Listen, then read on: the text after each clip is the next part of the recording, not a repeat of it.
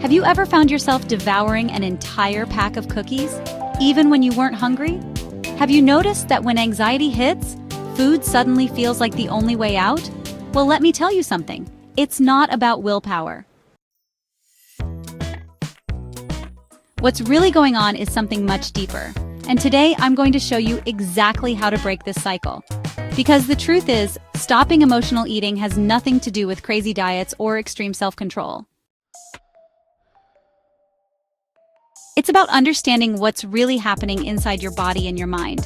And once you understand that, everything changes. But listen closely. What I'm about to show you goes against everything you've heard out there. So stick with me until the end, because the pieces of this puzzle only make sense when you see the full picture. Emotional eating is like trying to put out a fire with gasoline. You look for quick relief, but deep down, you're only feeding the problem. You feel that tension rise, your heart races, your stomach feels empty. But it's not hunger. It's an emotional alarm. And the cruelest part? The more you eat, the more guilt you feel. And that guilt fuels more anxiety. It's a vicious cycle. According to the American Psychological Association, 38% of adults in the US say they overeat or choose unhealthy foods because of stress. And this has nothing to do with discipline. It's biological. Cortisol, your stress hormone, triggers emotional hunger, especially for foods high in fat and sugar. And guess what? The more you give in, the more your brain learns that food equals comfort. That's why the first step isn't cutting food, it's cutting the trigger.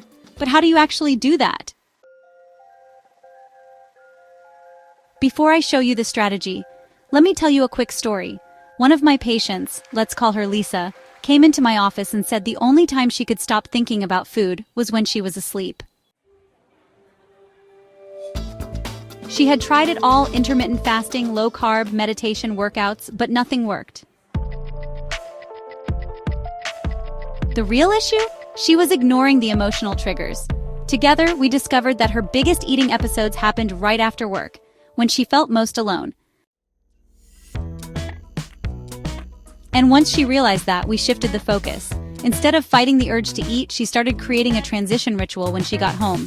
A hot shower, relaxing music, lavender tea, simple things that actually calmed her down. The result? Her emotional appetite vanished. And here's the secret. It's not about fighting the craving. It's about neutralizing anxiety before it drives you to eat. That changes everything. Now that you understand the trigger, let's get to the practical tool. The next time you feel that sudden urge to eat when you know you're not hungry, do this. Inhale deeply for 4 seconds, hold it for 4 seconds, exhale for 4 seconds, and repeat that 4 times. This is called box breathing. It's simple, but powerful. It activates your parasympathetic nervous system, which lowers stress and balances emotional hunger. Do this for just a week and you'll feel the difference.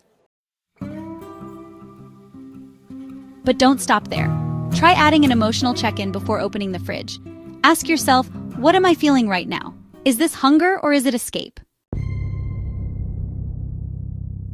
Just naming the emotion already takes away some of its power, and that right there is one of your greatest tools. If this is making sense to you so far, take a second to subscribe to the channel. Every week I share real strategies to help you transform your relationship with food. But maybe you're asking yourself, what if I do all this, and I'm still eating out of anxiety? Great question, because yes, sometimes the root is deeper. Unresolved trauma, family patterns, lack of self-care. That's why one powerful tool is the emotional food journal. Forget counting calories.